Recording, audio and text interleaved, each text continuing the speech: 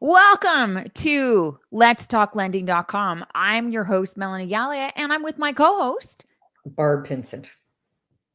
Okay, Barb. That was not enthusiastic. We are not enthusiastic this morning. Why are we not enthusiastic? I forgot who I was there for a minute. Okay. Okay, so 8 times a year, Barb and I get together and we talk about the Bank of Canada rate hold announcement. And for the 8th time in a row, we have something to talk about, Barb. How much did it go up? It went up by another 0.25%. Yeah, okay. And so let's talk about why. Okay. So I'm just going to bring up here what Bank of Canada is saying. Okay. And what they're trying to do is they're trying to fight inflation. And so, the inflation is it's a lagging indicator. But here's what the Bank of Canada is saying: we want to allow supply to catch up with demand.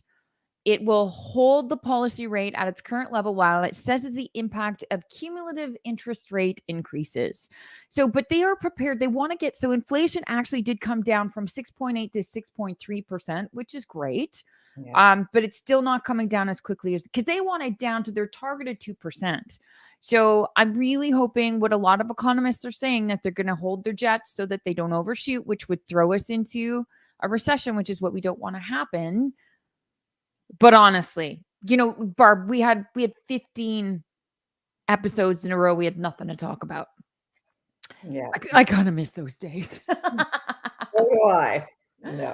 Okay. All right, Barb. So let's talk about, you've got and if anybody has questions, you're on Facebook, you want to just tap them in the chat. I could see them and make sure that they get answered. But you have a topic today that you want to talk about. Let's talk about, because if you're not able to buy, let's talk about what can get you ready to go. So Barb, back to basics, the financial plan. That's right. Okay. So what's happening? So interest rates are higher. Stocks are in bearish territory for those of us who have that going on too. And there are some smart things that you can do right now. And I'm just going to share a few tips with you on what to do. Important to pay debt down, and anything that you have that has an interest rate of 7% or more, such as credit card debt, is what you need to focus on getting paid down first. Why? Odds are that any returns that you're getting you're not going to make from investments less, because you're not going to make as much on an investment as you are going to pay on that high interest debt that you might have. Build an emergency fund. So after paying off debt, try to save 3 to 6 months of living expenses. That way, if you do get laid off or your car has issues, you're going to have enough cash to ride things out without taking on more high interest debt. Maximize your employer matches. So if your employer matches contributions to a group RSP, you should start investing there. You can contribute as much as 18% of your income, and employers typically match that by 3 to 6%. So if you're making $60,000 a year and your company matches 5% of your salary, they're going to give you an extra $3,000 income. So it's free money. Max out your tax advantage account. So RRSPs. Contributing to an RRSP is going to reduce your taxable income, so you're going to pay less tax. Tax-free savings accounts, where your money goes and isn't taxed. Pay down your low interest debt.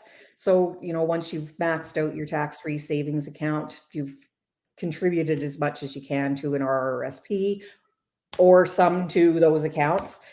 Work on getting rid of the lower interest debts like your mortgage or student loans. Look at your rates and your investment expectations and your debt situation. Jake has some things to say about this, so you hear my cat in the background. I apologize. Go. Well, thank you, Jake. Okay, so this is how to get a hold of us, right? Like always, going to letstalklending.com, and we're there. You can that'll get you a hold of us.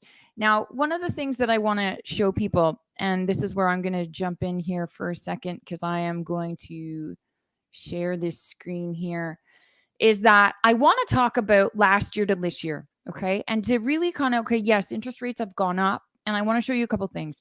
Our single family home price from last year to this year is pretty much the same, okay, from 21 to 22. Okay, but here, The unit sailed. Okay. It, it went down. We also had inventory go up.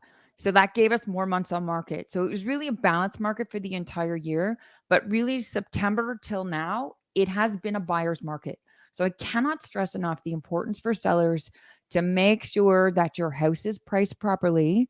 That's probably one of the most important things that someone can be doing is making sure that their house is priced so well. So Barb, what do you think is going to happen next? Like, do you think they're actually going to slow down or what's going to happen here?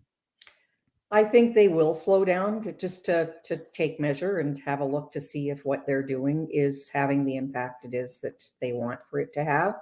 Yeah. Lots can happen in the interim, like we still have the war in Ukraine, China not on lockdown if they go back on lockdown. So there's just so many factors that affect their decision. Right. Gotcha. Okay. So March 8th is the next time that the Bank of Canada is going to have something to say. Barb, I'm looking forward to getting back to having nothing to talk about when it comes to the Bank of Canada.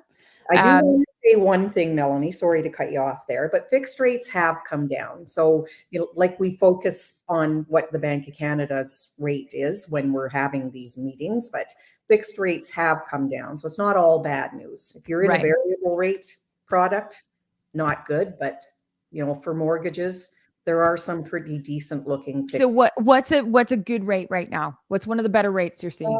Well, I've seen some competitiveness amongst some lenders, so under 4.5% for a 5-year term. Wow. So it's not a given that you're going to get it, but some lenders do watch what the market is doing, and if they can price lower, they will. So there are definitely still some decent rates out there. Awesome. Okay. All right, Barb. Well, every single time we have an announcement, we're gonna talk to you guys. We're gonna let you know exactly what's happening so that you understand what's happening and you can make the right decisions for you. If you need help with any of these things, I'm here to help you on the real estate side. Barb is an excellent partner of mine in getting you ready for the financing. And quite frankly, if you are a buyer, you should not step foot in a car until you are pre-approved. Please, pretty please, and thank you. Okay. It's so vitally important. Sellers want to know that you can actually buy the house. And with things changing so much, it's the most important time now than ever to make sure that you're prepared for those things. All right. All right, Fort McMurray, do us a favor, tag a friend, share this video, and be watching next time. Barb, thank you so much for being my partner. Can you believe how many episodes we've done? This is so awesome. I love it. Yeah, it is. All right, Fort McMurray, Happy New Year. Yes.